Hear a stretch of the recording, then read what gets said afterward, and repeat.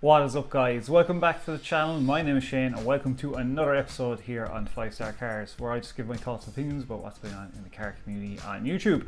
If you're new to the channel, do check out my other videos. They're pretty dope. If you want to just even smash the subscribe button and the like button, get involved. A subscription helps, guys, and we get that bit closer, hopefully, to get a project car at some stage.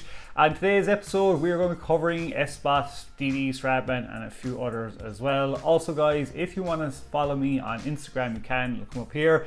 If you want to send me any stories or videos you want me to check out, or channels, please do send it. I will give you a shout out on the actual videos as well, so that would be pretty sick. So we're just going to jump straight into today, guys. Basically, no messing around. So we're going to kick it off with Effspot. If you haven't seen his latest video, the poor fucker is after getting arrested. So he was up in Monterey week, where every fucking YouTuber has been covering, like Vehicle Virgins, Hoovie's Garage, all of them. They're all there covering everything that's been going on. He was up there, and supposedly a fan of his channel basically asked him to do a pull in his S600 with the $12,000 exhaust. The cop basically pulled him over. He started recording. And yeah, basically the cop said, we don't, it's basically a violation here, you can be arrested, yada yada. And Effspot owned up to doing a little pull, which we all know he's pretty honest when he is with the cops, but this guy was a complete fucking dickhead. And he arrested him basically for speeding and racing. Now, that's going to be a hard one to hold up in court unless he has some evidential proof. The other guy in the BMW supposedly got arrested as well. And yeah, you wonder what's going to come out of this, because it's pretty nuts that he's after getting arrested for it. Hopefully, I don't know if it's going to go to ticket dismissers or who the fuck is going to take this up, but we will find out in the next episode. Let me know, guys, what you think. If you have seen the video, I definitely think the cop overreacted. Like, he never mentioned anything about racing like Effspot or nothing like that. So unless the cop has a crazy amount of proof to really fuck Effspot over, yeah, he was gone to jail from what I know. So we'll have to wait and see the outcome. Hopefully he can get it sorted out and he gets his car back, because the car was impounded as well. Pretty nuts. You wonder who else they're going to be catching doing that shit and arresting in Monterey week, because I'd say a lot of people have been messing about, and I'd say they're not taking any shit whatsoever off YouTubers up there. So next up on the list, guys, is going to be Stradman. Stradman, another person that has had a bit of run-in with the law, in his hometown of Utah, Salt Lake City.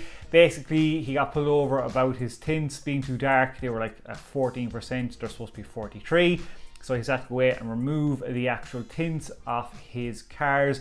Now, I know they're supposed to be 43%, so why can't he just go out and retint them to where it's at 45 or 49 or 50? Like, I mean, just because it's just a lighter tint and darker at the back, or just do the same tint all around, it'd still be better than no tint at all.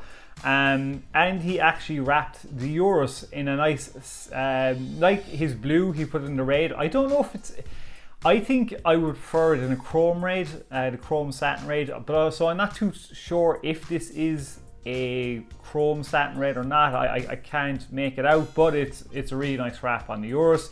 And he did announce he's doing a big, massive road trip with his mum up to Alaska as well. So that'll be fun to watch. I really liked the way the Urus came out. And look, he's just going to he had to rip all those tints off. Tough fucking shit.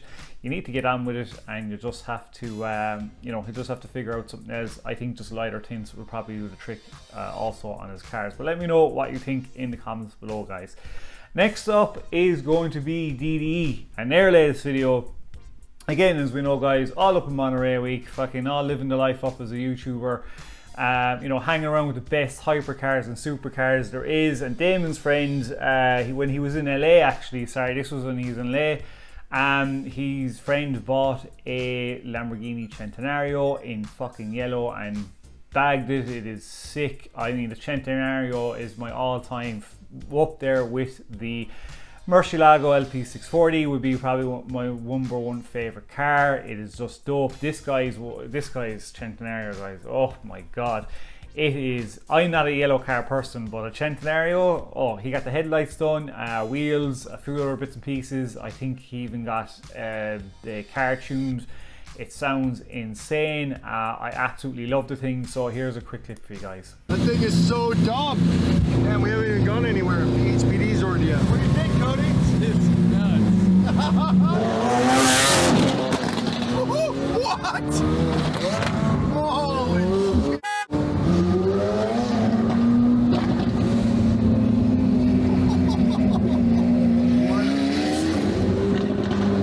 So what you think, guys? Let me know what you think of the Centenario below. Is it in your top 5?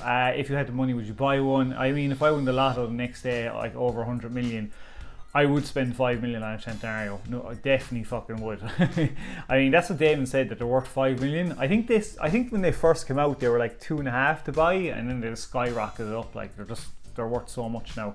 But to spend 5 million on a car, you'd definitely be balling. The guy must be absolutely loaded. I think he said his Instagram page, he's got Paganis, he's got Bugattis. Like, the guy is completely minted. So you know, spending 5 million on a Chiron must be like spending fucking 50,000 on a car for him. So yeah, absolutely unbelievable Centenario. Let me know what you think in the comments below, guys. Next up is going to be Matt Armstrong. As we know, guys, he's just been killing it lately. He just keeps crushing it, keeps making these builds, has continued on his VZR build. He's finally gotten the full wide arch the wide arch replica. I think it was a tandem body kit on it, or I can't remember the other name of the body kit, but it is on. He needs to get wheels for it. We haven't seen the wheels yet. I really like this kit. I love the headlights, look really nice on this kit. It's going to be really, really well done when he gets it finished. I wonder what colour he's going to wrap it. Let me know what colour you think Matt Armstrong should wrap his wide arch VZR. I mean, for me, I know it has to be a bright colour anyway, and wide arch cars like bright are pretty nice. I'm not the biggest fan of Nardo Grey on wide arch cars. I don't know why, it's just me, but I hope he doesn't go a dark colour. Definitely something bright, and maybe even, I don't know, I think he's done purple already. I think mint. I think a nice satin mint would be nice on the wide arch BZR. I think it would be pretty sweet as well.